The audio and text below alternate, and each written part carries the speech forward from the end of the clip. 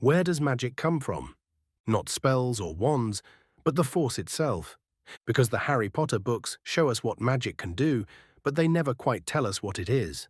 So what is magic? A science of the soul, a gift of nature, or something far older than both?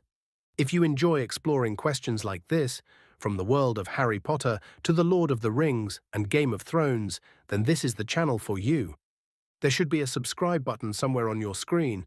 If that's your thing, tap it now, and let's dive deeper into the world of magic, myth, and meaning. Let's be clear, Rowling never gives us a single direct origin story for magic, and that's deliberate, because magic, in her world, isn't meant to be explained like chemistry or physics. It's older than language, older than wands, and older, maybe, than human beings themselves. But there are clues. In Deathly Hallows, Xenophilius Lovegood tells us that the existence of magic precedes wizard kind. He says that wizards didn't invent it, they simply learned to channel it. That means magic is a natural force, not a human creation. It exists whether we believe in it or not. So if that's true, what was the world like before the first spell was spoken? The earliest magical beings weren't wizards at all. They were creatures, giants, goblins, and dragons, beings whose magic was instinctive, not taught. Their power came from nature itself, wild and untamed. Wizards came later, ordinary humans born with the ability to connect to that same current. In other words, humans didn't create magic, they evolved into it. That's why magical ability passes through bloodlines. It's not inheritance of wealth or privilege, but of sensitivity.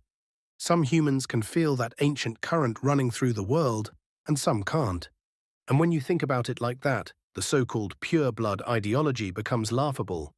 Because the first witches and wizards were born from muggles. Magic didn't start with purity, it started with mutation, with change. If you're enjoying this video so far, do give it a like. It really helps me keep making these and dive even deeper into the world of Harry Potter lore. In the Tales of Beedle the Bard, we get another glimpse. The stories are written as if magic was always part of the world. Something children grow up with, like fire or rain. That suggests that magic isn't a moral force, it's neutral. It can heal or destroy, depending on the heart that wields it. That neutrality is echoed in wand lore. Ollivander says, the wand chooses the wizard, which implies magic itself has will, or at least resonance. It responds to who we are, not what we want. So perhaps the true origin of magic isn't in the earth or the sky, but in consciousness, a kind of living energy that recognizes intention. That's why spells require focus, why emotion affects results, and why love, the most human magic of all, can break the darkest curse. Magic, in Rowling's world, may simply be the universe's way of responding to will. If we look at magical history, it begins to make sense. Before Hogwarts, magic was chaotic, feared, unpredictable, dangerous. People didn't understand it, they worshipped it. Ancient civilizations like the Druids and Egyptians appear to have wielded it instinctively. The ruins of magical Britain are covered in traces of it, runes, circles, enchanted monuments. And the founders of Hogwarts didn't invent magic, they standardized it. They took chaos and turned it into curriculum.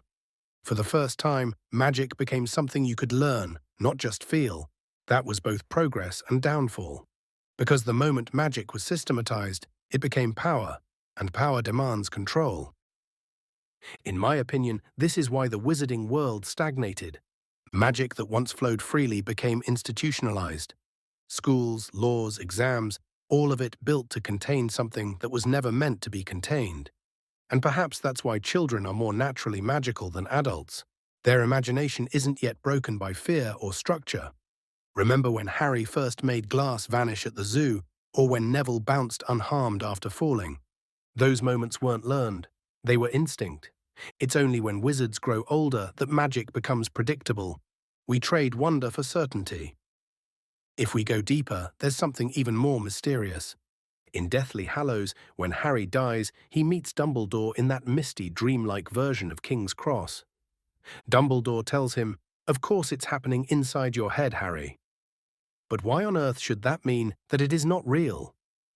That line might be the closest Rowling ever comes to defining magic. Magic, at its heart, is the bridge between the inner world and the outer one. It's the manifestation of belief made physical. It's imagination given consequence. And maybe that's the real reason why wizards fear muggles discovering them. Because magic proves that reality is subjective, that thought shapes matter. And if muggles ever remembered that truth, the separation between the two worlds would vanish overnight. So what is the origin of magic? Maybe it was never born, because it was always here. In the trees, the stars, the blood, and the breath. In the spaces between what we know and what we dare to imagine. Wizards didn't invent it, they just remembered it. If you enjoyed that video, on screen now I answer, what if Snape raised Harry?